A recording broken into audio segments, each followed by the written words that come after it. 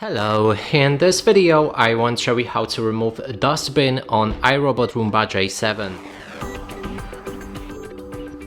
To this, first you will need to look on the back side of your robot.